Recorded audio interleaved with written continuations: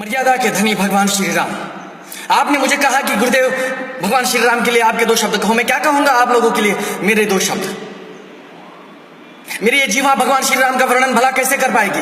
जिस देश में मैं रहता हूं, जिस देश में मैंने जन्म लिया, जिस देश में मेरी श्वास चलती, जिस देश का अनाज मैं खाता हूं, और जहां पर मुझे दफन हो जाना है, जल करके नष्ट हो जाना है, वहां के भगवान श्री राम का वर्णन करने के लिए आप मुझे कहते हो। मैं कौन होता हूं उनका वर्णन करने वाला। अरे हजारों बार आपने रामचरितमानस पढ़ लिया, हजारों बार भगवान श्री राम की गाथा पढ़ लिया आपने, लेकिन कुछ हुआ? कोई फर्क पड़ा? पढ़ते हैं, सुनते हैं, चले जाते हैं अपने घर। और भगवान श्री राम पड़े हैं वहां पर अयोध्या के मंदिर में, टूटे फूटे उस छोटे से झोपड़े में। लज्जा आनी चाहिए हिंदुओं को, डूब मरना चाहिए नेताओं को। राम मंदिर का मुद्दा उठा लिया। यह पाकिस्तान है या हिंदुस्तान है? हिंदुओं को लज्जा नहीं आती?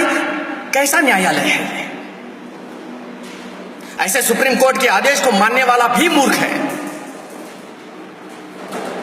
कैसा ये सुप्रीम कोर्ट? अंधों की नगरी है ये। भगवान बैठे हैं वो चबूतरे पर तंबू में, और आप लोग आलीशान महलों में एयर कंडीशनर में बैठ करके भगवान श्री राम का नारा लगाते हो और उसके मुद्दे पर अपनी रोटियां सेकते हो। लज्जा आना चाहिए, डूब मरना चाहिए आप लोगों को। मुझे कहते हो भगवान श्री राम के लिए महाराज जी आपके दो शब्द कहो। मैं कौन होता हूं आपको शब्द का बखान करने वाला? जो परमात्मा का अंश है, जो परमात्मा ही है स्वयं, उसके लिए मैं आप लोगों के सामने मेरे शब्द का उच्चारण करूं? क्योंकि वो सुनने के बाद आप बाहर जैसे ही जाओगे भूल जाओगे।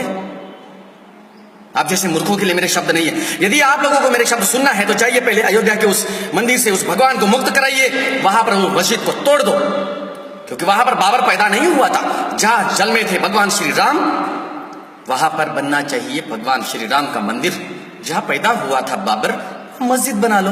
अब बाबर तो पैदा नहीं हुआ था ना हिंदुस्तान में, जिसने नृशंस हत्याएं की हिंदुस्तान की, जिसने हिंदुस्तान की नारियों की, हमारे बच्चों की, हमारे पूर्वजों की नृशंस हत्याएं की, उसे सर चढ़ा लिया। कैसा है हिंदुस्तान है? भगवान श्री राम का वर्णन सुनना चाहते हैं मुझसे। अब मैं तो आपको, आपके जन्म खत्म हो जाएगा, आपकी जीवन लीला समाप्त हो जाएगी, तब तक भी मैं आप लोगों को मेरे द्वारा भगवान श्री राम का वर्णन सुनाता रहूंगा। समाप्त हो जाएगी आपकी जीवन लीला, लेकिन मेरा द्वारा बखान किया हुआ भगवान श्री राम का चरित्र समाप्त नहीं होगा। इतना विशाल विराट समुद्र है वो, सागर है वो, और आप सुनना चाहते हो भगवान श्री राम की लीला मेरे मुख से। यदि वास्तविकता में आपको भगवान श्री राम के प्रति लगन है, आस्था है, विश्वास है, और सच्चे हिंदू हो यदि आप, तो क्रांति की मशाल थामो, उठो और जाओ, लड़ो, आ जाओ सड़कों पर। क्या आपका रक्त मर गया है? क्या आपकी आत्मा शंड हो गई है? क्या आप नपुंसक हो, कायर हो? धर्म का जहां विषय आता है वहां पर आपका रक्त उछाल पर होना चाहिए। सिर्फ व्हाट्सएप फेसबुक पर चिल्ला चिल्ला करके कुछ हासिल नहीं होने वाला। मैंने भी बहुत प्रयास किया, लेकिन आवाज दबाई गई। यदि आप 1000 लोग मेरा समर्थन करते हो, मैं नहीं कहूंगा कि आप मेरे साथ आ जाओ। अकेला ही शेर काफी होता है। मुझे पता है मेरे इस वक्तव्य पर कुछ लोग रिकॉर्ड कर रहे हैं। मेरे इस वक्तव्य को सुनने के बाद कुछ मेरे खिलाफ आंदोलित हो जाएंगे, आंदोलन कर लेंगे। कोई फर्क नहीं पड़ता है। जिसमें साहस है, जिसमें दम है, मुझे प्रत्यक्ष आकर के मिले। पीछे तो एक शेर होता है ना,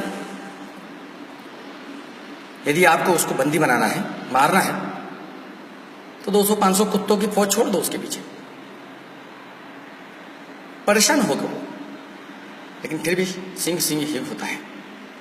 मैं ये नहीं कहूंगा कि मैं सिंह हूं, क्योंकि सिंह तो जानवर ही है आखिर, और मैं मनुष्य हूं। तो मैं मुद्दे पर आकर के नई बात समाप्त करूंगा आपके साथ बात करते हुए। तो भगवान श्री राम के नारा दोबारा नहीं करेंगे आप मेरे सामने। भगवान श्री राम के जय जयकार आप दोबारा नहीं करोगे मेरे सामने, क्योंकि भगवान श्री राम के जय जयकार करने का अधिकार सिर्फ उसी को है जो भगवान श्री राम को वहां से मुक्त कराना चाहता है, जिसके हृदय में भगवान परमात्मा निवास करता है, जिसके भगवान में श्री राम है। वो जाएगा और एक क्रांति घटित करेगा। एक एक ईंट से महल खड़े होते हैं। आप ये ना सोचो कि आप अकेले क्या कर लोगे। उठो, संग्राम की तैयारियां करो, लड़ो, डरो मत किसी से। ये कुछ नहीं कर पाएंगे हमारा। हिंदू साधुओं की साथ प्रताड़ना करने वाले इस सरकार को, वर्तमान सरकार की बात नहीं कर रहा हूं मैं, वर्तमान सरकार भी षंढी जैसी दिखाई दे रही है, कुछ नहीं करती है।